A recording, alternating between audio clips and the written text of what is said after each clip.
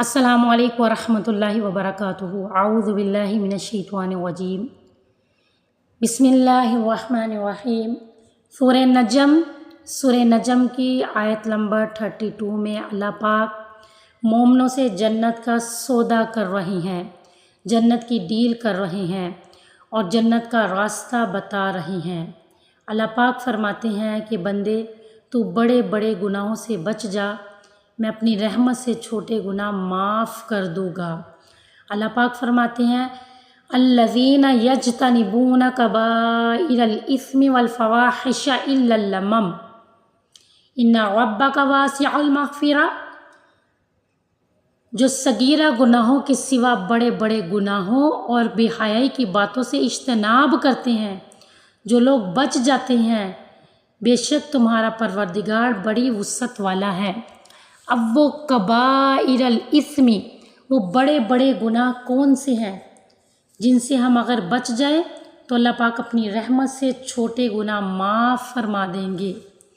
Number 1، الشرک باللہ۔ الشرک باللہ، اللہ کی ذات کے ساتھ شرک کرنا، شرک ٹھہرانا۔ مشرک کی بخشش نہیں، اللہ جسے چاہے معاف کر دے اپنی رحمت سے، لیکن جس نے اس کی ذات میں شرک کیا تو مشرک کی بخشش نہیں۔ وہ ایک ہے، وَإِلَٰهُكُمْ إِلَٰهٌ وَاحِدٌ، اور تمہارا معبود بھر ایک ہے، برحق معبود برحق وہ رب ایک ہی ہے، وہ الہ ایک ہی ہے۔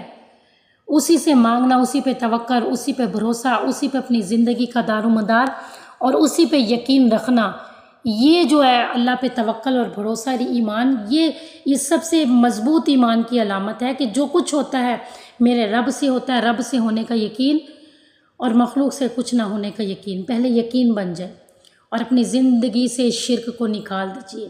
کوئی کچھ نہیں، کوئی کچھ نہیں، کوئی کچھ نہیں، کوئی کچھ کر بھی نہیں سکتا میرے رب کے سوا۔ اللہ مشرک کی بخشش نہیں فرمائیں گے۔ شرک سے جو بچ گیا، جو شرک سے بچ گیا اس نے جنت کا سودا کر لیا۔ نمبر 2، کبائر الاثم، بڑے بڑے گناہوں میں کون سا گناہ شامل ہے؟ والسحر، جادو کرنا، جادو کروانا، جادو سیکھنا، جادوگر کے پاس جانا، کسی کا برا چاہنا، کسی کا برا کرنا، اس انسان کی بخشش ہی نہیں ہے جو کسی کے پاس گیا اور حساب کتاب لگوائے۔ حدیث ہے جس کا مفہوم ہے من اتی عرافا فسألہ عن شیء لم تقبل لہ صلاۃ 40 لیلہ، کہ جو شخص کسی نجومی کے پاس گیا اور اسے کسی چیز کے متعلق پوچھا، یعنی کسی بھی متعلق پوچھا، حساب کتاب لگوایا، 40 دن تک اس کی نماز قبول نہیں ہوگی۔ تو جادوگر کی بخشش نہیں ہے۔ جادو کرنا سیکھنا کبائر الاثم، بڑے بڑے گناہوں میں آتا ہے، بڑے بڑے گناہوں میں شامل ہے جادو سیکھنا، سکھانا اور کرنا کروانا۔ نمبر 3، جو کبائر الاثم میں گناہ آتا ہے وہ کون سا ہے؟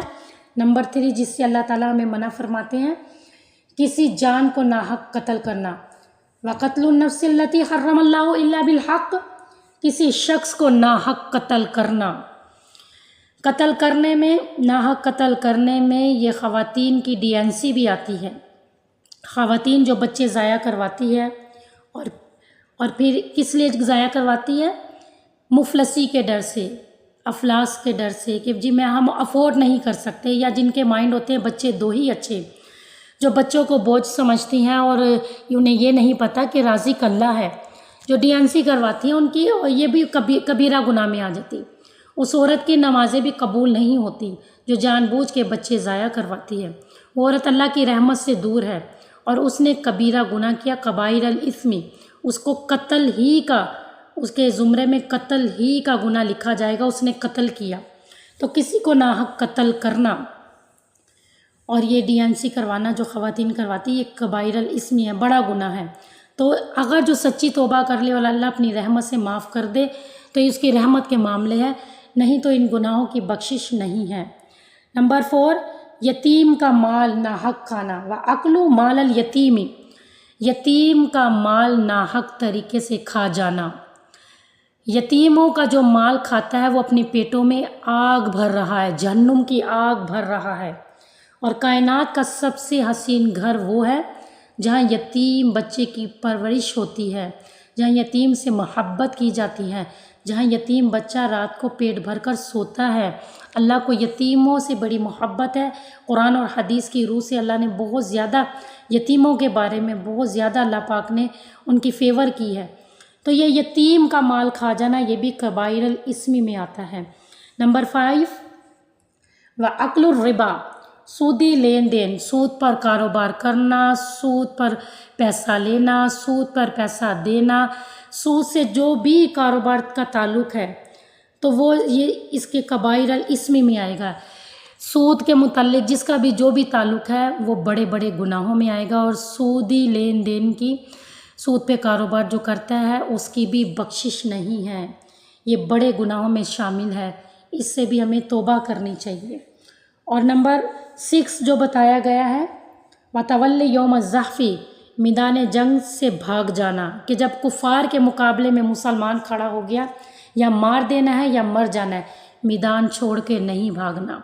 نمبر 7 کسی پاک دامن عورت پر تہمت لگانا، وَقَذْفُ الْمُحْصَنَاتِ الْمُؤْمِنَاتِ الْغَافِلَاتِ، پاک دامن بھولی بھالی عورتوں پر تہمت لگانا، الزام لگانا، تہمت لگانا۔ یہ جو گھر بیٹھے بیٹھے خواتین کہتی ہیں فلاں کی بیٹی خراب ہے، فلاں کی بہو خراب ہے، فلاں کا بیٹا خراب ہے، یا فلاں کا، یعنی تہمت لگانا، جبکہ ہمارے دین میں تو یہ حکم ہے کہ اگر آپ نے آنکھوں سے بھی دیکھا ہے تو پردہ ڈال دیں، درگزر کریں۔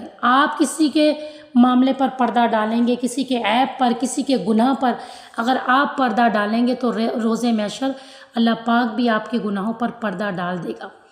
یعنی ہمارا دین تو کہتا ہے دیکھا بھی ہے تو پردہ ڈال دو، اور اگر تہمت لگا رہے ہیں جو دیکھا ہے نہیں، جو عیب کسی میں ہے ہی نہیں، بن دیکھے جو تہمت لگا رہے ہیں، تو یہ کبیرہ گناہ میں آتا ہے کسی پر تہمت لگانا۔ تو ہمیں اس گناہ سے بھی بچنا چاہیے۔ اور بڑے بڑے گناہوں میں کون سا گناہ ہے؟ چوری کرنا بھی ایک بڑا گناہ ہے۔ چوری کرنا یہ کوئی چھوٹا گناہ نہیں ہے، یہ بھی کبائر الاسم میں آتا ہے۔ اور ہم سمجھتے ہیں کسی کا دل دکھانا آسان بات ہے، اتقی دعوت المظلوم، جبکہ مظلوم کی بد دعا سے بچنا چاہیے۔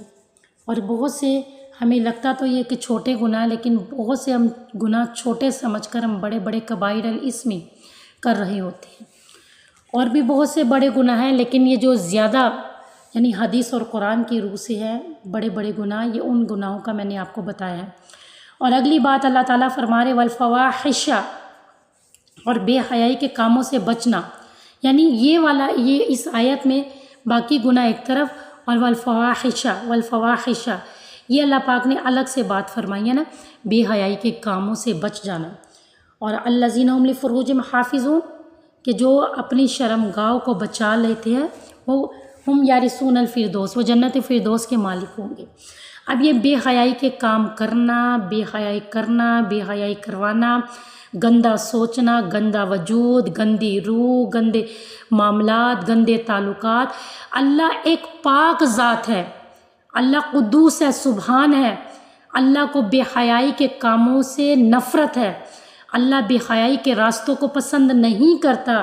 اللہ تعالیٰ قرآن پاک میں فرماتے ہیں کہ قریب بھی نہ جاؤ، ولا تقربوا الزنا، کہ زنا کے قریب بھی نہ جاؤ۔